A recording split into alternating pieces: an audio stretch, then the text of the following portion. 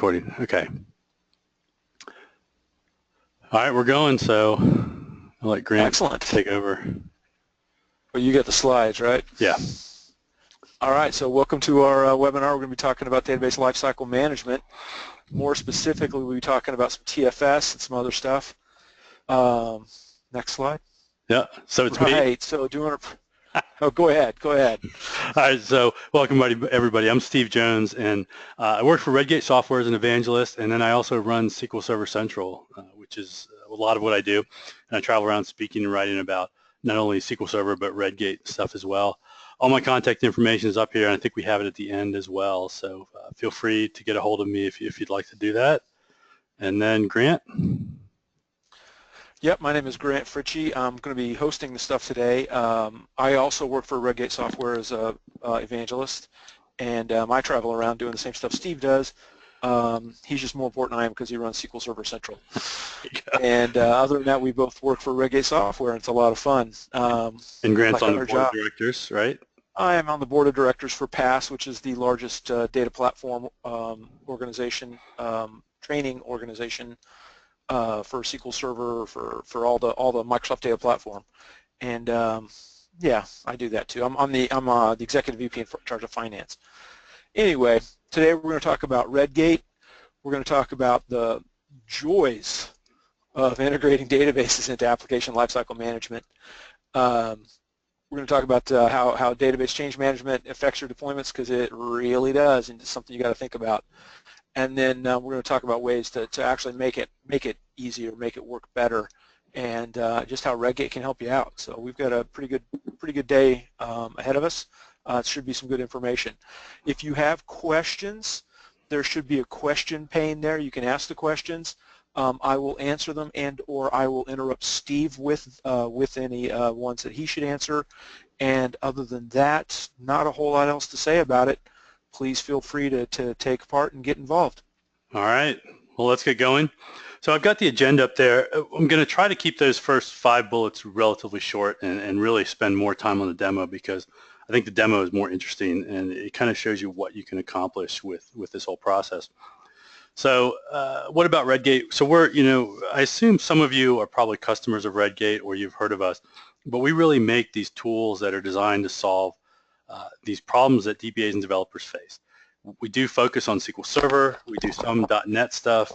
In the past, I guess we still have some Oracle and MySQL and some little things, some cloud type stuff, but really our focus is SQL Server primarily, and then a little bit of .NET.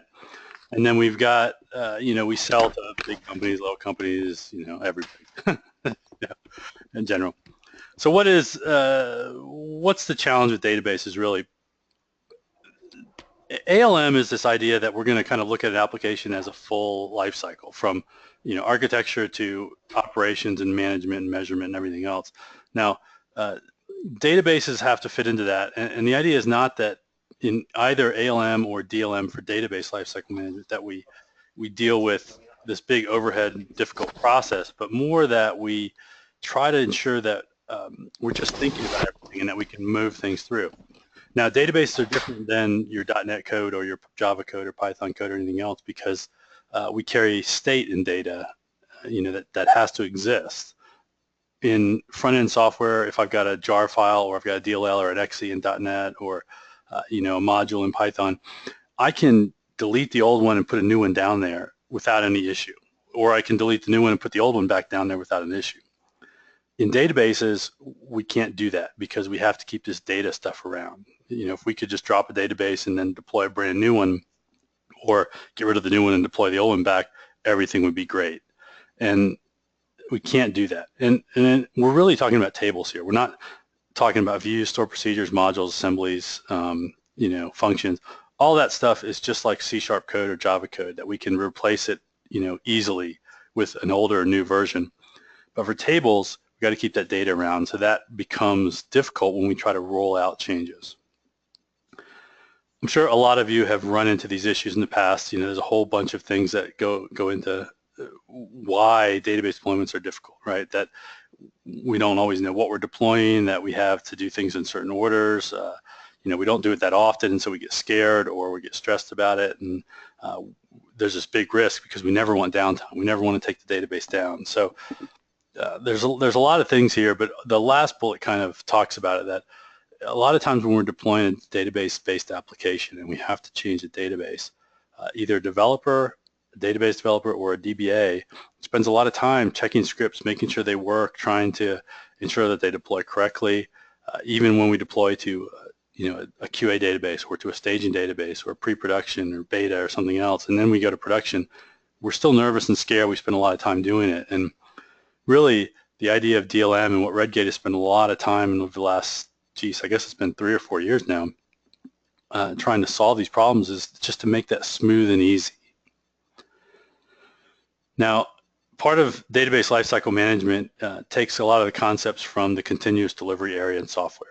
In a lot of ways, the people that do the Java development and C# development, they're way ahead of us in databases. They really think about how can they test their software, how can they automate as many processes as possible to make it smooth and easy for them to deploy changes.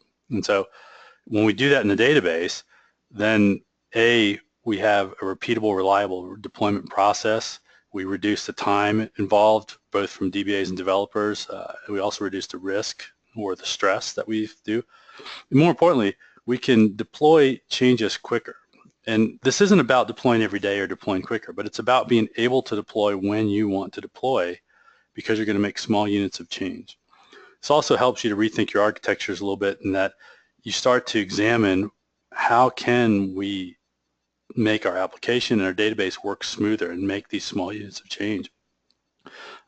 It really does benefit you quite a bit. And in this next slide, I know this is a little bit old. I don't know if there's a state of DevOps for 2016 yet, but when they look at this, what they find is that the companies that try to implement continuous integration and continuous delivery and all of these DevOps type processes and practices, they actually not only deploy code more often, which means that the work that their developers do actually hits customers, but they have less problems because they're thinking through the entire life cycle of how they build an application, right? Developers don't work in their own sandbox, and operations people don't just worry about keeping things up. They all work together so that they ensure the application runs smoother and that they can get their changes out.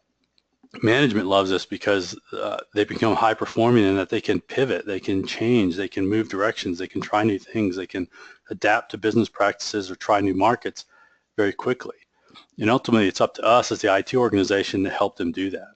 And that impacts, all the things at the bottom, right? Profitability, market share, your bonus, everything comes into play here. So the idea of moving to an agile CI/CD environment, a DevOps type organization, not only benefits the organization, but it benefits you as well. I mean, we get a lot of stuff done. It's good for your career. You have a lot of pride in what you do, and you're just productive.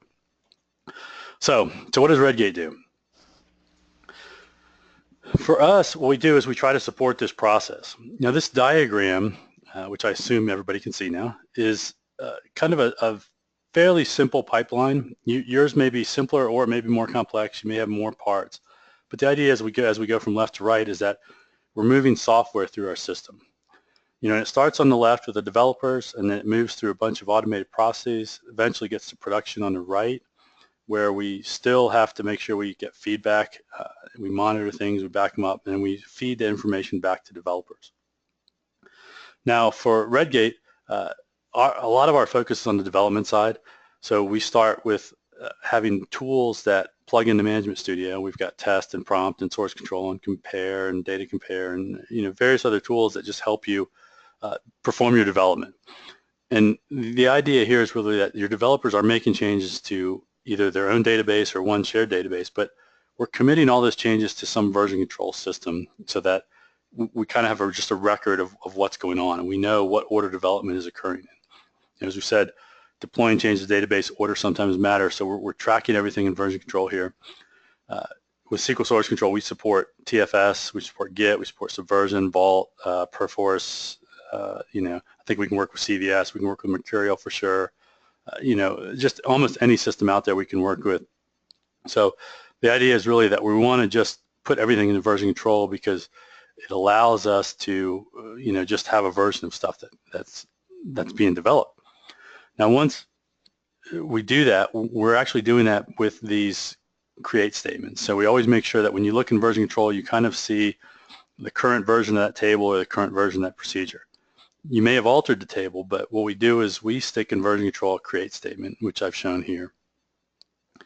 Once we commit something to version control, what we want to do is kick off a continuous integration process. Now, for any of you that are .NET developers or Java developers, you might be familiar with this.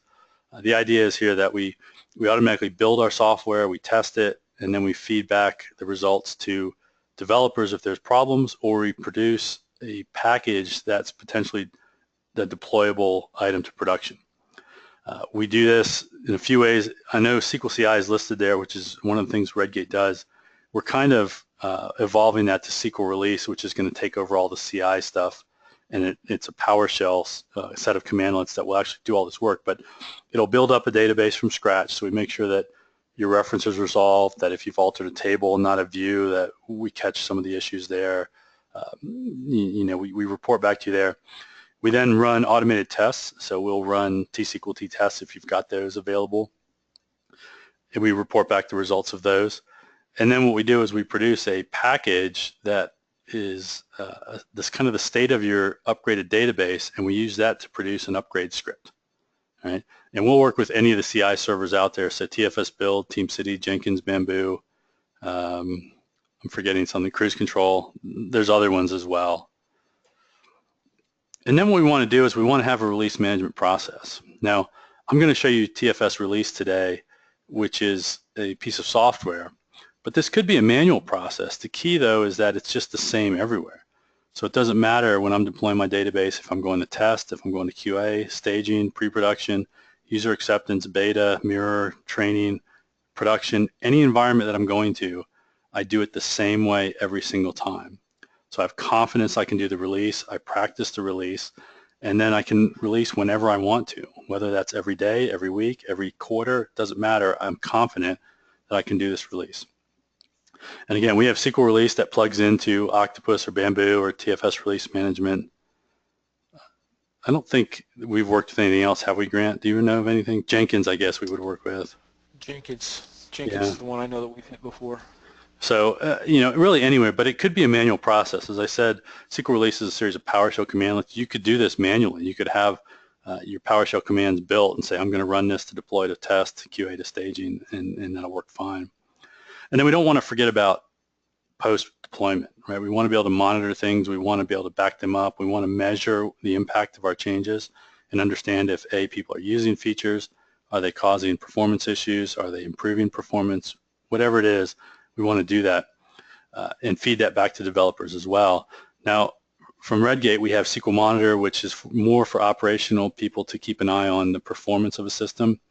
For DLM Dashboard, which is a free product we have, that's more for tracking schema so that we would see whether or not there's actually what changes are being made and are they the ones that we expect if we would go back and compare to version control. And we would see actually the changes there. All right, so. Okay, wait, let me interrupt you. Yep. I have a poll I'm supposed to put out here. Okay.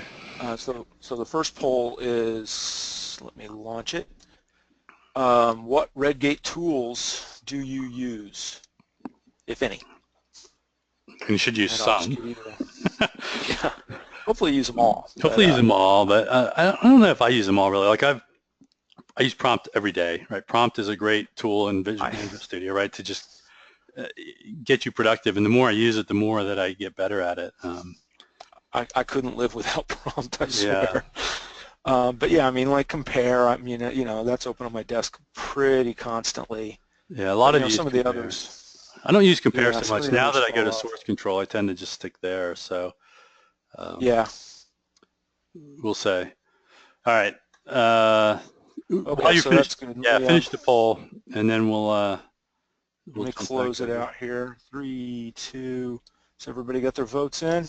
There we go. Okay, it's slowing down. Okay, cool. So a lot of Compare users, which I normally expect, right? Monitor. Yeah, quite a few Compare users, quite a bunch of Prompt, fewer source control. DLM Dashboard, interesting. So for those of you who like DLM Dashboard, if you want to drop something into questions, I'd be curious what you like about it, don't like about it. we're always trying to get more information. Oh, here, so let me share the results real quick. Oh, okay. Sorry about that. Yeah, I should have shared them for everybody. Yeah, so as I said, DLM Dashboard is free, so for most of you that aren't using it, you can download it today, and it's a great way to just kind of track production and see what's changing. You know, our operational people actually adding indexes and changing things that you're not aware of in development, and did all your changes in development actually get deployed. Right. All right. So the last thing I showed in this diagram, this area, how do I do this? Where's my little thing? Pen. This thing. You'll notice here, this is an alter, right? This would be my upgrade script. Even though I stored a create table in version control, in the package, if the developers had actually made an alter, we would produce the alter statement, and obviously here there's a drop index as well, and then the create procedure proceeds forward. I like drawing on here. It's fun, you know, and I can actually do it with my fingers. I've been having fun with that. All right, so let's look at a demo, and let's see what happens there. So I'm going to discard these changes. I'm just going to move this out of the way because I have lots of stuff going on here. All right, so I have a SQL Server instance here that hopefully you can see, and I've got a SimpleTalk development database here. And then I've also got integration, production, staging, test already in place here. These really should live on different instances on different physical servers or virtual servers somewhere, but I've got them just here just because it's easier for me in the demo, and I don't confuse myself trying to change instances or confuse you as well. So the flow really is development would be on my laptop or Grant's laptop or somebody else's desktop, and we would make changes there. The integration environment is where we pull changes together from every developer. And we do this actually through version control and through CI. So each developer is separate. Even if you were in a shared environment, you might pull together changes into an integrated environment that you know are tested and they're versioned and everything else. From there, we would go to tests for either more automated testing or QA people to actually look at it and run things. We would then go to a staging environment, which should be a mirror of production. We would verify that we could deploy correctly there and then deploy to production. So that's kind of the flow here of how I would do things. Now I've linked this database. You'll notice that I have this lovely little green icon here, which means that this database is linked to version control. This is a feature of SQL Source Control, and if I go to my SQL Source Control, what we find is that this is linked to a folder on my machine, and this is a Git folder. So if I were to actually look at that folder, which is here, this is a Git repo. So there's this is, you know, my local copy of the Git folder, and here I've got all my code below that, and that's this link right here to this scripts folder. And so I can, when I make my changes, I'll commit them to and from this Git repo, and we'll see that there. Now this Git repo is actually linked to, let's come up here, my visualstudio.com or Visual Studio Team Services account.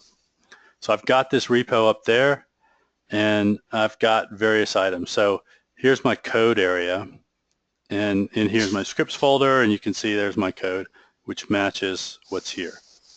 Okay. Now this is TFS Online, but it's using Git as my version control system. I could use any, you know, I could use Bitbucket or GitHub or anything else, GitLab, doesn't really matter.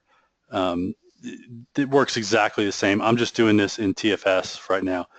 If you've got TFS 2015 Update 2, this should look familiar. If you're on a different TFS, it's slightly different, but essentially it kind of works the same type of thing. You know, TFS has the work item stuff here. So like I've got other stuff in here that, you know, I could track work items and do all the TFS stuff I want to do if you want to do that. By the way, I think this stuff is pretty cool if you're in a team, but you know, you don't have to use it. So let's make a change. Yeah. Let me interrupt you right there because I have another poll. Another poll. Run. Yes, sir. This is a poll of which source control system do you use? All right. So let us know. Hopefully you use something. Please use something. Yeah, please use something. Although friends don't let friends use VSS. Yes, don't use Visual Source Save. That's evil. Yeah. I mean, I know it feels like when you do version control sometimes that you're just you're going through the motions. You're doing something that isn't helpful. But I'm telling you, I'm sure all of you have saved a file as my exam paper 2.doc, or I know I've done presentation 2.ppt, or store procedures as a version. You're just doing poor version control. If you store it all in one system, then it becomes much easier just to find the changes, to get a backup copy, to undo things when you make mistakes, because we're going to use mistakes. Okay, so we have a complaint about the poll in that. Here, I'm going to close it 1 second and share it. The complaint on the poll is that some people use more than one source control system, so we should have had the ability to pick as opposed to a radio button. Yeah, so that's an issue, I think, with GoToWebinar. But I'd be curious why you use different ones and what your thing is. I know people that use two, but it's because they're migrating from one to the other. Yeah, that's usually what I see, is people move from one to the other. Most of the time that everybody's in one. Right. Anyway, I'll hide this and you can get back on your thing. Yeah. I've got 2 more polls, just so you know. Okay. All right. So I could have things linked to different, like this one's linked to Git. If I were to link this one here, I could link this to a different source control system. So I could pick Subversion for a different database. So it's not really that important which one I'm using, or it's just that one database is linked to one version control system. I don't think you're sharing again. No, am I not sharing? Yeah, I stopped sharing, so you should have started, but it doesn't look like you are. All right. Let's see. Now you are. Okay. All right, so I picked this sandbox database. I could link this to a different version control system, just so you see here that I could pick Subversion or TFS or Vault or something else if I wanted to, okay? Or just link to a folder on my drive, which I don't recommend, by the way, unless you're using Git or Mercurial, but I could do that. All right, so let's make some changes. So I've got this database. I've got some various things in here. Let's do a new procedure, and we'll call this my blogs. Actually, let's not be too off the top here. Oops. Why is it not giving me star? Oh, am I in the wrong database? I'm just going to leave it a star. I think I did something there. All right, so I've created a new procedure. And once I do that, I'll actually track this in version control. So when I go to my commit tab in version control, and let me just zoom in so we can see. I have a commit tab here on the left, which is where I'll see the list of my changes that I'm going to send forward. When I pull, I can get latest. If I need to do migrations work, I want to lock objects, I have those as well. So we'll see here, I get that there's a new store procedure here, and down at the bottom, I can actually see the code. Let's zoom in a little bit. So here's the code that was in that window that I wrote. With Git, I typically want to pull from the remote repository first. For those of you that are used to VSS or TFS or Subversion or a centralized system, when you connect to your version control system, you're connected to a server and you see everybody's changes. In Mercurial and Git and distributed systems, what actually happens is I'm going to store my commits locally, and then I replicate them out to another instance. However, to avoid conflict issues, typically I want to pull changes down, see if there's any changes. In this case, there's no new changes that have occurred. But if there were, I'd see them here, and I could apply them to my database and then determine if there's a conflict that I can merge or resolve locally. All right. So in this case, I've got this. I'm going to say a new proc, and I'm going to commit this. And once I do that, what it's doing is it's committing to my local system. Now, up here, you'll say that there's changes in my local system that need to be pushed. I'm not going to push them just yet, because what I want to show you is those changes actually exist here. So here is the procedure I just created. And you can see that the date is today, just now. That is separate from what actually exists in my code. So if I were to come up here and let's look at store procedures, the last thing I did was a while ago, right? Other way. 16 hours ago, I altered this stored procedure up here. Okay. So now when I do this push, what's going to happen is it's going to push that change up to my TFS. And then if I refresh this, I think I have to go out and come back in. Usually there's a refresh on every page in VSTS Online. Where's it at? There it is. So there's my change a minute ago. I'm used to a little, thing up here somewhere. It's not here. So there's my change, and it's been pushed up. And I can continue to do this. For example, I've got, I think it has one stage. I'm going to add this modified date to this table. So I can execute that, which is a separate change. And let's create a new table too. Just so I have a couple changes here. We're going to call this Tuesday because I'm bored, and we're going to call this demo. All right. So now if I were to go in there again, I would see that I've got new changes. In this case, you'll see I've got an edit that's taken place. So the highlighted line is my RSS feeds. On the left is what's in my database. So I've added that column. And on the right, we can see there's no column there. So I can see those versions. And then if I were to look at this table, there's my new table. And I think I have, I want to look and see. I have a work item that I wanted to associate this with because I've been playing with this. So that's 35, but I think what I want is actually 36. I do want 36. All right, so sorry, maybe I'm going too fast here. Work items are just a way to track work, so people can just add items and then developers pick them up, et cetera, et cetera. And so this case, I just added this work item that it's 36, which TFS creates. I assigned it to myself, and it's active, and all this nonsense that you can do around what work you're doing.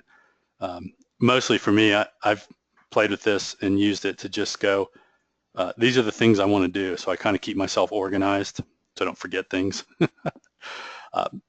So for that work item, when I add this #36 up here, that will associate that with that work item. Even though I've got two items here, they're both going to be associated with that. All right, so I'm going to do that. I'm going to push that out. Once it's done, la, la, la, la. And what I want to do is show you one thing here. One of the things that's happened is I've got an agent running on this machine from TFS that's actually doing the continuous integration build. And so we're, let's remember this. This is W029D right there, because I think that's going to change. So when I push this out, whoops, I don't want that one. What we're actually going to see is you'll see a build starting here. And the continuous integration process is kicked off. So each time I've committed something to version control, the CI system is kicked off. Now, I'll talk about CI in just a second. Grant, do you want to run your CI poll right now? Okay, sure, let's do that. Launch. All right, so continuous integration. Go ahead. Yeah, so these are the servers you could use. We're just curious what you're doing. This is process of taking your code and actually performing some automated work on it. Now, as I mentioned earlier, in the case of the database, this is actually assembling the database from scratch so that we're sure that all the code is correct, because I'm sure none of you have ever written code, compiled it, and then changed it slightly before you deployed it. I'm sure nobody's ever done that, but I have, and I know people that have done that. And so what we want to do is just verify that my code works with all the other developers' code. So each commit kicks off a new build of what's going on with that version of complete version of code. And then we run automated tests, and we build a package and all the other stuff that's going on as well, which is what I'm doing here. And I'm going to show you the details of how that works in just a second. So most of you are at TFS Build, I guess. Cool. So hopefully, if you're not using Update 2 with 2015, that's really cool. It's so much better than the other ones. There, I've shared it with some people. All right. There is a comment. I'm actually responding to it, but I figured I'd bring it out. Someone says, this is fascinating, but it looks complicated for the average shop to use. I'm not following at all. And I just thought you might want to comment on that just a little bit. I'm going to go ahead and finish typing my response too. Okay. And let me hide the poll. All right, and hopefully you come back. Let's do that. Nope, it didn't. Hold on. So this feels complex, and it's not complex. What I would say is it's a fairly simple process, but there's a lot of moving parts. So it's not a complex thing, but it's a lot of process. The idea, right, is that I'm making changes to my database in development, and I'm sure many of you do that already. When I'm doing the commits here is I'm just putting this code into version control. Okay, so this code now appears in fact, this one appears here. Tuesday table is right here.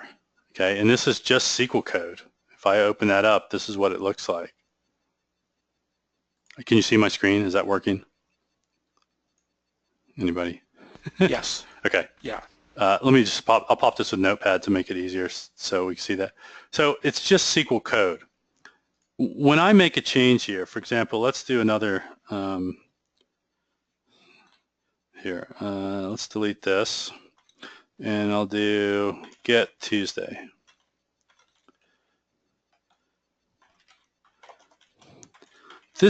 There's nothing magic about what I'm doing right here. I mean, this is the kind of thing I assume as a SQL developer you could do all day long, that you could create this stuff and do it. You could do this. I could say this is get Tuesday, and I could have some folder. Let's make some demo folder, and let's say this is database. Actually, let's just make it simple. I'll leave that alone. I'll say this is procs. You could sit there and do this, and then where did I put that now? You know, you could sit there and just store your code like this. And then if I had a version control system, and there's plenty of free ones, I could certainly sit there and say, I'm going to check this in. And if I had some version here, I would have the ability to just do a right click and a check-in.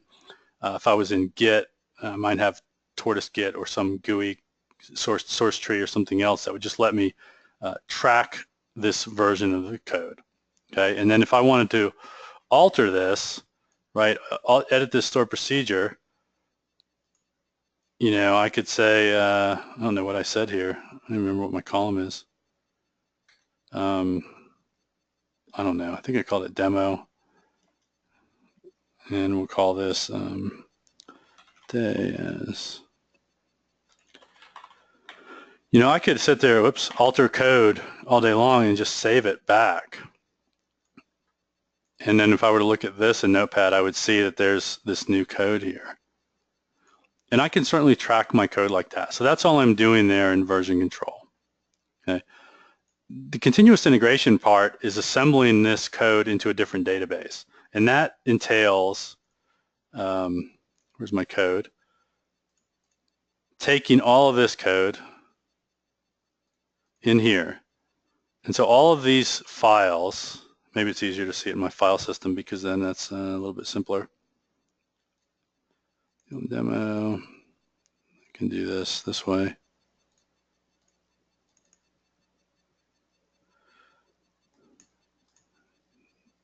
Sorry, wrong one. So I have tables, and I have stored procedures, and I have views, and it's running all of these .SQL files on a different database. Okay, and that's not a difficult way of putting a database together, but it's cumbersome because there's a lot of files here, right? I've got to know, I've got to run all these files first because I need to create my tables, and then I'll create my views and my stored procedures, and I may add security and indexes and other things. And many of us could write a script to do this. At Redgate, what we've done is we've put together a tool to make this easier. And the way that that happens is in my build for TFS, I define this build that I want to have take place when I commit things. Okay? And this is just scripting. Now, I've got this build SimpleTalk DB step here. And this is really just a PowerShell call. there's a marketplace in TFS that exists that has, I think it has almost everything you would want if you want to do time tracking or send notes to Slack or whatever you want to happen with your code. But we have some extensions as well. Redgate, we have a ReadyRoll extension for our ReadyRoll projects. We have a release extension, which I'll use later, and then we have a build here. And all this build does, in this case, is it's going to take all those .SQL files and execute them against the new database. Now, in this case, what I've done is you'll see that my folder is that scripts folder, which is below my version control root. That's my Git root. I'm building a package here. This is going to contain the state of my database, and I'm doing it on a server. Now, this .SQL 2014 is a local instance I have on my machine. And there's an agent that I downloaded that communicates with TFS Online to actually run this build. It downloads this code, it downloads the VCS code, and it runs it. Okay.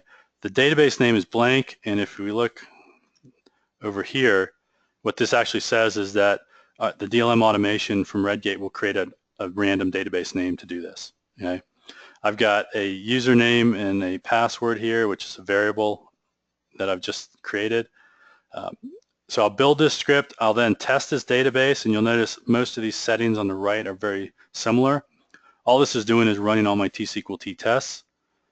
And then I'm going to create a sync package, which is going to run an update against this database here, which is my integration database on my local machine. All right. And then I publish out my artifacts, which there's nothing big here other than I'm storing my code somewhere. And this actually, I'd never done this with the Redgate Automation Suite. I've done it with ReadyRoll on VSTS Online, and I've done the Redgate Automation Suite with other systems, but I hadn't done it with TFS until last week. And this was the hardest part, is trying to work out what I want for pathing in various places. Okay, so I'm going to build, test, and sync. Now, what that means is here's my agent, which is just running the build and doing the sync. And if I scroll through here, what we can see is that there's a build starting, there's a test starting in somewhere here. We're going to test things, and then we're going to do a sync, and it's kind of reporting what's going on. In my case, what I've actually got is, this is my build folder, which is my build definition, and these are all my builds. Let's reverse these. So 135 is my latest build. If I were to look here, that's actually what just ran here. And you can see I've run a bunch of builds in the last week. Some didn't work so well, some did. Each one of these is running, and this is online, right? This is visualstudio.com, but they're storing data here. So here's this path, demo, SimpleTalk CI, the build number, and then SimpleTalk. When I look here in my pipeline, I know I'm jumping around. I know this can be hard to see. Sorry. Oops. DLM demo, my build definition name, my build number, and then the artifact is SimpleTalk, which is just where it's going to put that stuff. And so what that's doing is it's creating me this NuGet package, which is a zip file of all my code and state of my database, kind of. It's downloaded my version control system here so that it can actually execute all of these files against my database. And it's done that. So this obviously isn't the procedure I actually ran, but the one that I did run was just simply Tuesday. That exists in my integration database here. If we look, let's pull a couple of these up and zoom in. I altered, whoops, probably have to refresh here. There we go.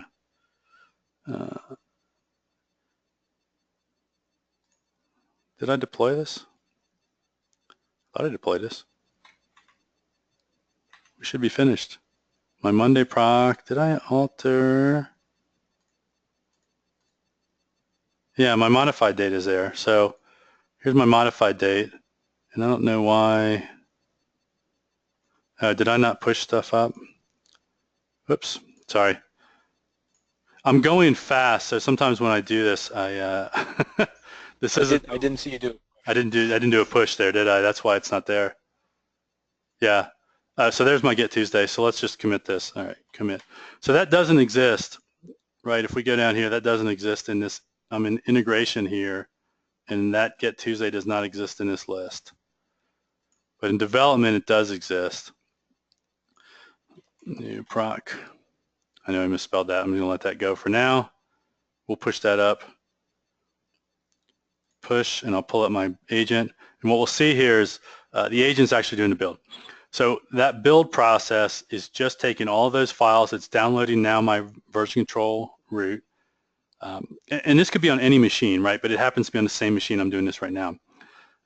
I'm downloading this. It's going to then take all those SQL files and execute them against a random database, which if I look here, I think I'll see it appear here in a second. There it is. So here's what it's done is the Redgate product has created a database, and it's now running all of those .SQL files against that database automatically, right? And it's doing the resolution to run the files in the correct order so that they'll be deployed. The build is just verifying that all the code works correctly together. Then what it's going to do is it's going to run tests, and you'll notice in my list here, in my development database, I have, these are T-SQL-T tests right here. They're in an article schema, but they're test whatever, metadata, this function, check this procedure, have SQL cop tests here as well. So it's executing all of those tests, right? And all this stuff down here is a T-SQL-T framework. And then once it's done with that, it's going to do is it's going to upgrade my integration database. And so if I come back here and we look at this, that Get Tuesday proc exists here now. And that occurred as part of this agent running the code, which really occurs as part of this CI process. So each time that I commit code, it runs these 4 steps. And these are my builds. Okay? And I can distribute this out. If you want to know more about TFS, you can go play with this. You can, the free version, you can set up multiple agents. So for example, I think here, I've got, where's my agents?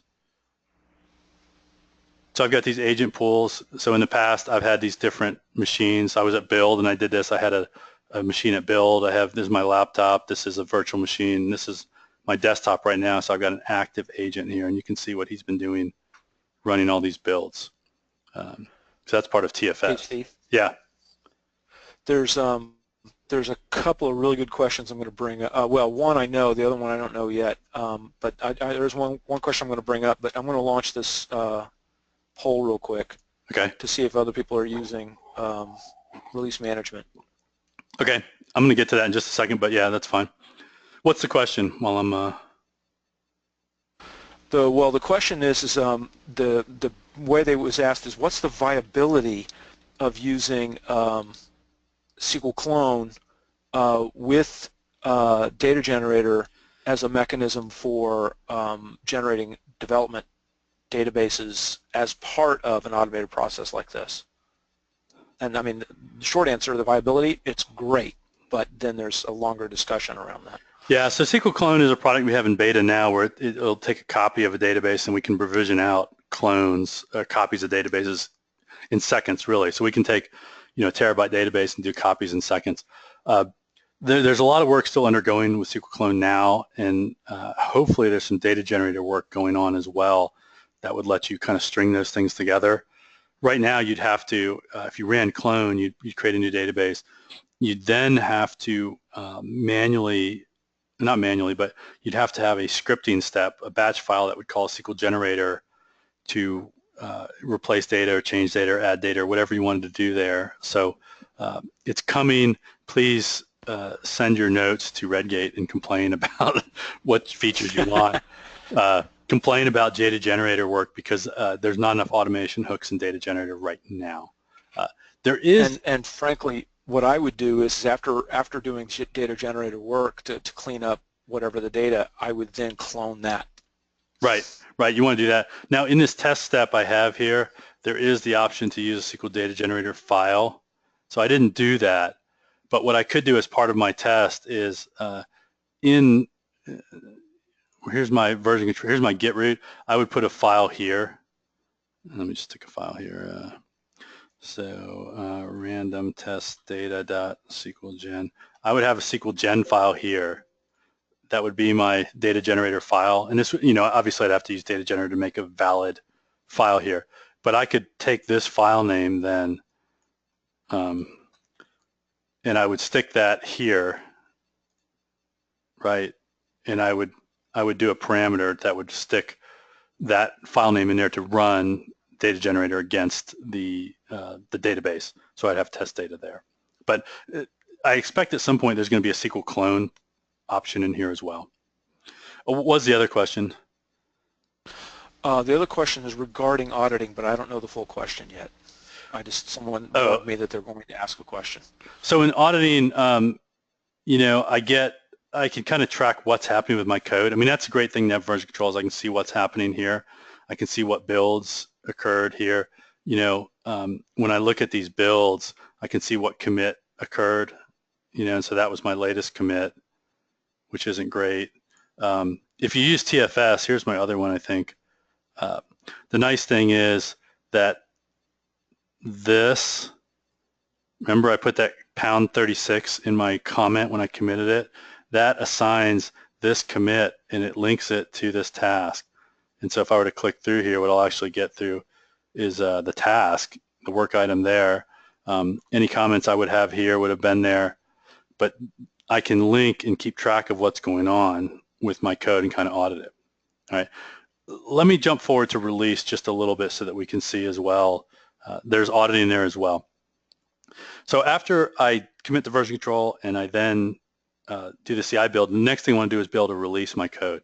And so I have the ability to define releases for my software. And so a release is just a set of steps that will deploy software. Now these could be manual steps, but what actually is going to happen is, in this case, I'm going to use automated steps with TFS release management. Now the update 2 build changed the system dramatically. When I first saw this, I think I saw Brian Randall do this like 5 or 6 years ago. I thought it was just crap, but now it's pretty cool.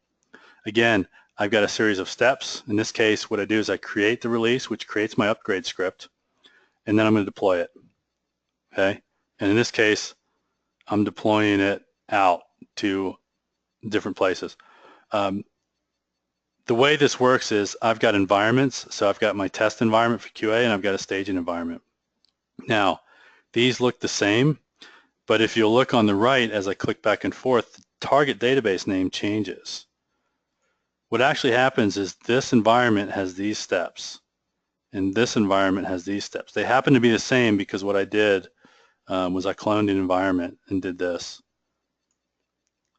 and it created a set of steps. Now, if I were to delete one of these steps here, you can see that these are different steps that are taking place here. I don't want this here because I'll break something.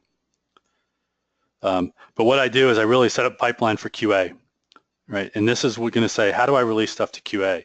And then what I did was I say, let's clone this, and I had an environment for staging. And I could clone it to production as well. I didn't do that, but I could certainly say, clone this, right?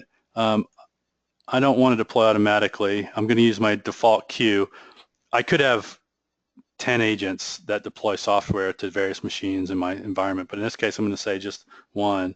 I could change this to production, and then this would change over here to production. By the way, the name just has to do with the name on my instances over here, the name of my database. It has nothing to do with production itself. I just happen to name it this way so that I can keep track of what I'm doing. So I've created those. What I want to do is, oops, sorry, I didn't want to do that. What I want to do, save that. By the way, here's a nice little thing. When I make a change to my build pipeline, right, I can see what changes I've done to my pipeline. So I'm tracking what my process is over time, not only tracking how the software moves, tracking how do I change it. In TFS, what I can actually do is I create a release, and I'm going to say deploy demo changes. And in this case, I decide what I'm going to deploy. Now, how many of you can say, let's deploy these changes or these changes or these changes. And these are the builds from SimpleTalk Build. And those builds correspond to these builds here. So this build contained the commit for that Get Tuesday proc. So if I deploy 135 instead of 136, I won't have that Get Tuesday proc. So let's deploy 135. Now this is where I modified the date in RSS feeds, and I did something else. I don't know. But I can pick what version of software I'm deploying. So if people are building in CI constantly, I don't necessarily want to deploy the latest and greatest, because that could be something that's in progress or not quite done, or we don't have the application ready or something else. But I can pick which version of the software I want to deploy. So in this case, I'm picking this version. Now you'll notice I have two environments here. These are set. This is going to deploy when I create the release, and this will deploy after I've deployed to testing. Okay, I'm going to actually change this to manual. And what we'll see is I've created a release, release 17. If I go to my list of releases, well, I'm going to here. 17 is queued. And what we'll actually do is we'll see 17 run. So 17 is in progress. The agent on my machine has actually communicated with Visual Studio Online to pick up that there's a new release, and it's going to start running that. This agent is serial. It only runs one task at a time. So if I had a CI build, that would be queued behind this release, or this would be queued behind the CI build, depending on timing. So now what you'll see is we've got an old PowerShell command line there on the VSTS Online one. If you do VSTS on-prem or SQL release with Bamboo or Octopus, whatever, it does that. So it's deploying these changes to my test system. So in this case, that RSS feeds gets the modified column. But my staging database, as I haven't deployed to there yet, doesn't have that modified column. Right? Those are separate. This succeeded. This finished. Now I can deploy this to staging as I go. And what happens is it's going to start running to staging. It's queued up. My release will start again.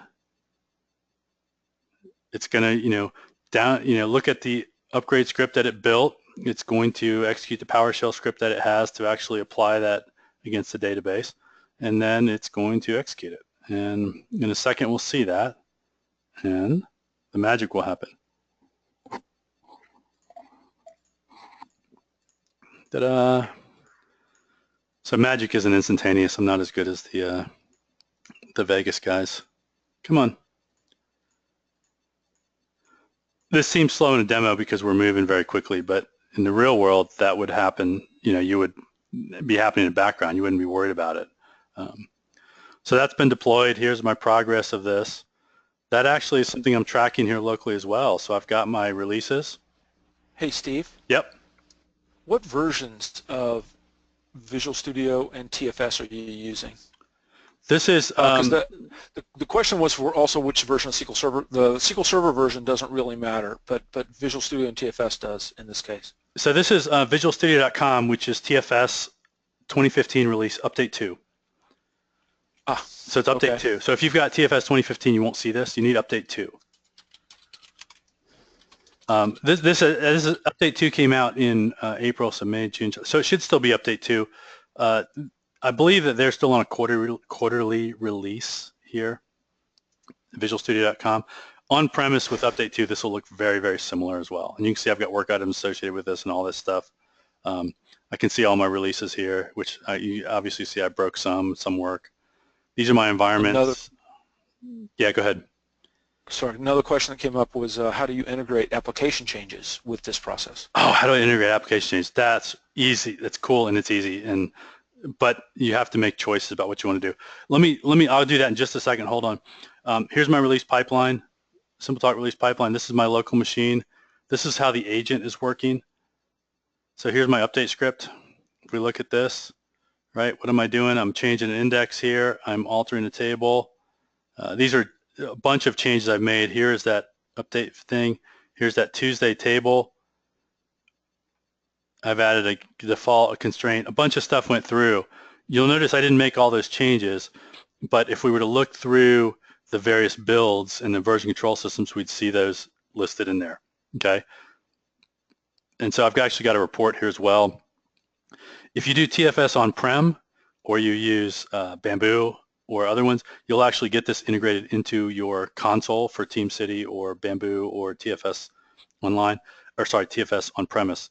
TFS online, we don't have this integrated into the console yet for this. So I should be able to go here and look at this release, and I should see this report here, but I don't, and it's because of the pathing and transfer hasn't been updated yet. On-premise, I would see this. Ready roll, I see this. What I would actually see is this report in my system, so I could see what's been added, modified, etc. All right.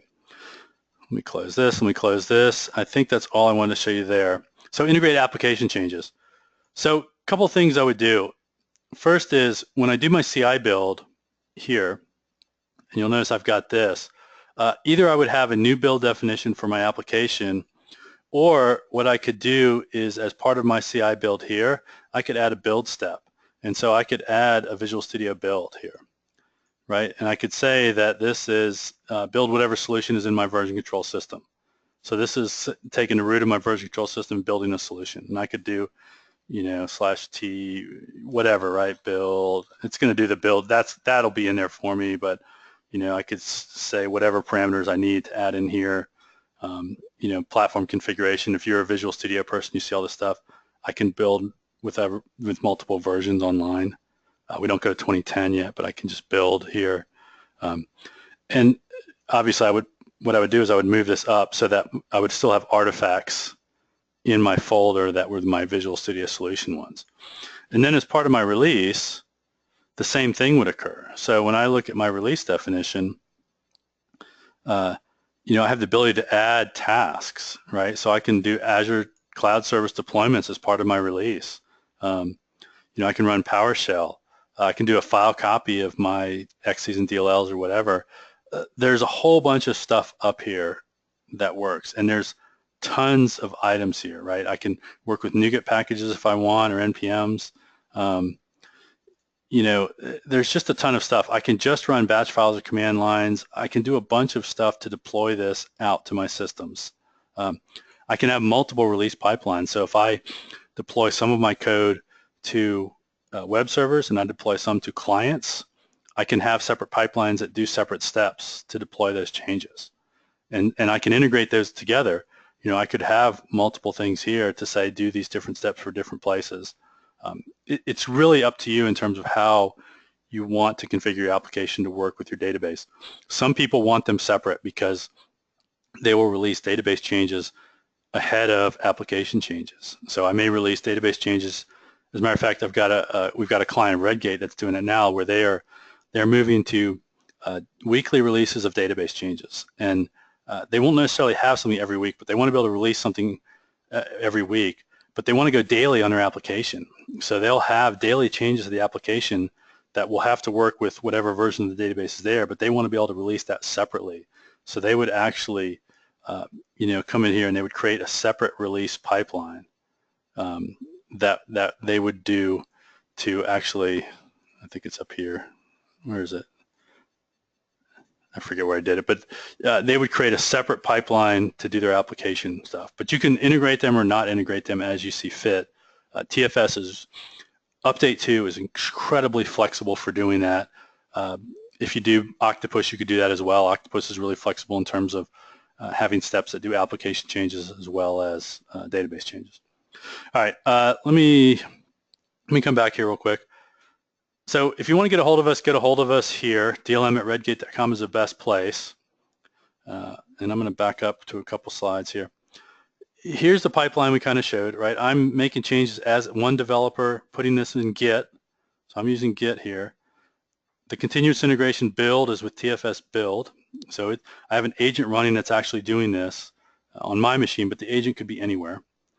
And then what I'm doing is I'm using TFS Release Management to deploy that to testing and QA. Staging. I didn't deploy to production, but I could. I could have approvers in the line. So it's possible that when I look at this thing, we'll notice right here, there's a 0 here. I could, in fact, change that to assign approvers to say that somebody has to, it's automatically approved, or specific people would approve this, or there's a post-deployment approver. I have tons of options to choose how this works, and I don't want to get into TFS, but this isn't doing nothing you couldn't do yourself, even including if you were manually running SQL files or PowerShell or scripting files. All we're trying to do is make it automated so that it occurs the same way every time. So with that, Grant, are there other questions that we want to go through? I've been answering a lot of them online because they're pretty straightforward, most of them. The last one I was getting ready to answer, should I talk to my sales representative about DLM directly? And I'd say, yeah. Yeah. I'm not selling you anything. We have. So what I've shown you today is the DLM automation suite, which is part of the tool belt, and this uses PowerShell, and it SQL source control for the developers, but it uses PowerShell to do the build and release. You can talk to them about doing that. If you want to do things slightly differently, if you have more people in Visual Studio and you want to track the changes as alters and what happens, you could look at ReadyRoll, which is also part of the tool belt. And what I've shown you works kind of the same way from the build and release perspective, just from the tracking the changes is slightly different. But yeah, talk to sales@redgate.com. Right. So here's another. We've seen a trend to solve this problem, difficulties in database deployment, by moving to an ORM development philosophy and placing as little dependency on the database as possible. What would be your response to database developers who develop from the database up? Developers that develop from the database up, so I assume you mean you're doing like code first, or you're doing something in Visual Studio or in Hibernate to build a database that way. What I would still probably want to do is keep track of what changes are occurring, because when you use Entity Framework or use an ORM, it's going to do a lot of this work for you, and so you don't necessarily need to worry about deploying the scripts. But over time, as your database grows, the way that the frameworks will deploy the changes may not be how you want to deploy them.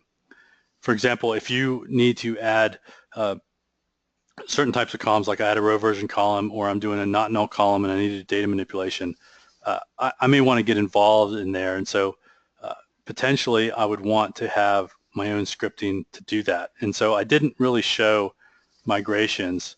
I lost Visual Management Studio somewhere. My experience, and I've done a lot of this, ORM tools are great for release 1.0. Yeah. They really break down badly at release 1.1, at least in terms of data management, data retention, protection of the data within the deployment of the database. Not that the ORM tool itself is a problem, but the way the ORM tool manages a database after that first release, when there's data that has to continue to survive, that the ORM tools seriously break down. At least that's been my experience. Yeah, and I would agree completely with Grant. I mean, that's the problem, is when I have to do something, and I can do something real quick here. If I wanted to, let's get a new query here. So if I wanted to do alter table, I'm just going to pick this is a small table, but I wanted to add created date. Okay, and I want it to be not null. Now I can do this if I do something like this, right? And actually that's really bad. I want to do sysdate time. Okay, yeah. But if I've got data in this table, let's assume that I have data in this table, I may not want the current date to go in here. Okay, so what I may actually want to do is do this, and let's just put this back. What I want to do is I want to add this, and I want to say this is null. Okay, and then what I want to do is I want to update RSS feeds, set created date equal, and I may want to do something like this, really, as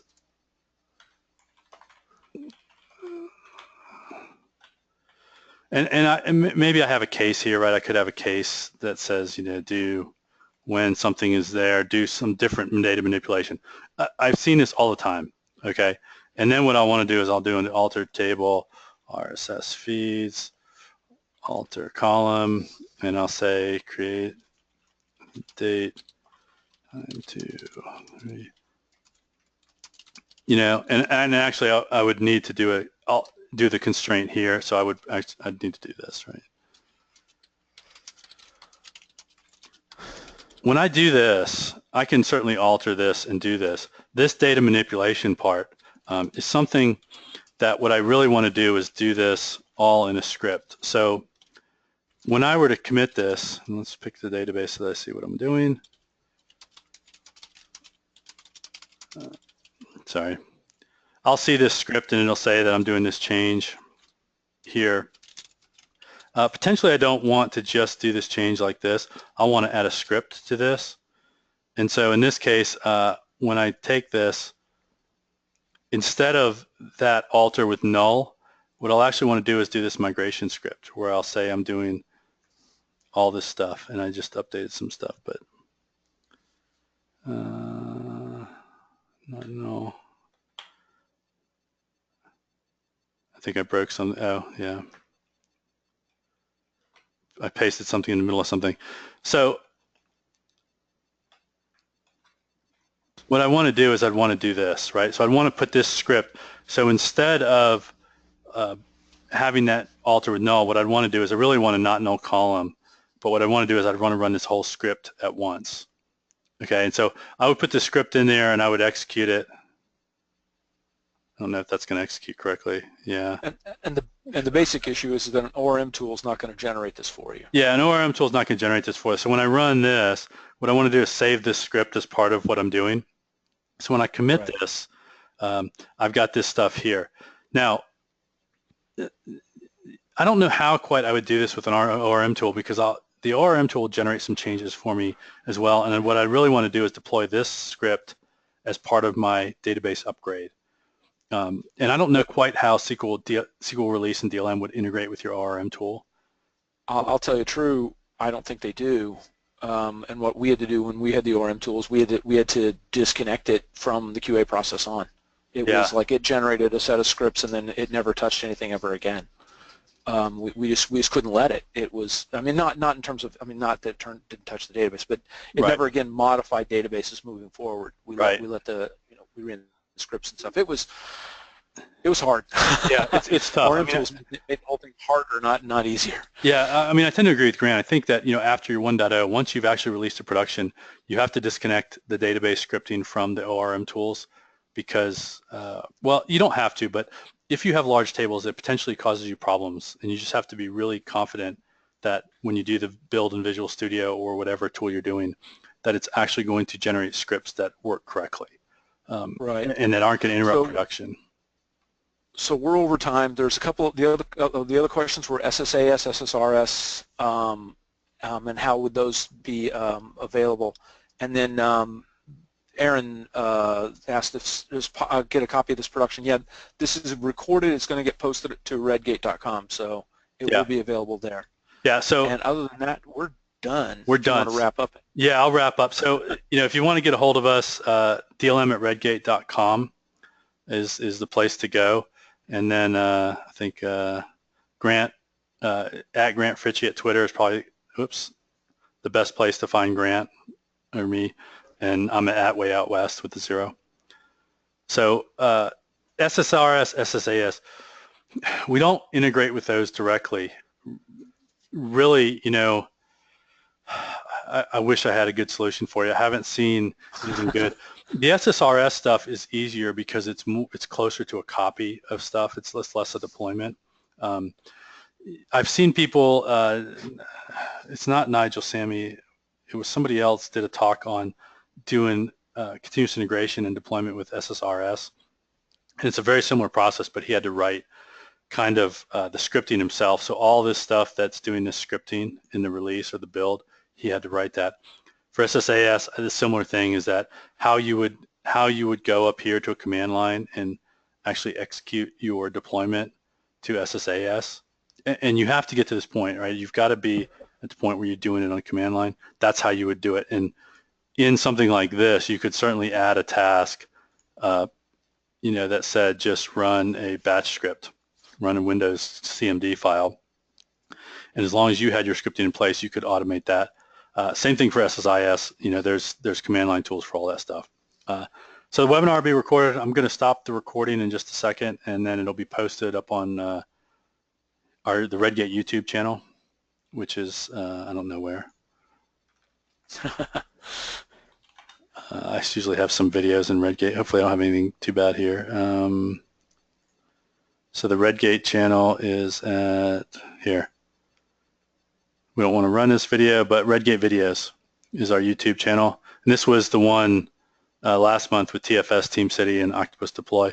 This is Git, TFS, and Build, and TFS Release will be this month. So it'll probably go up next week, so keep an eye out for it. And then that's it. Hopefully you've enjoyed it. Thanks, Grant, for helping out.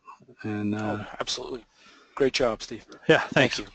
So we'll... and thanks, everybody, for attending. Yeah, thanks, everybody. So I'll stop the recording.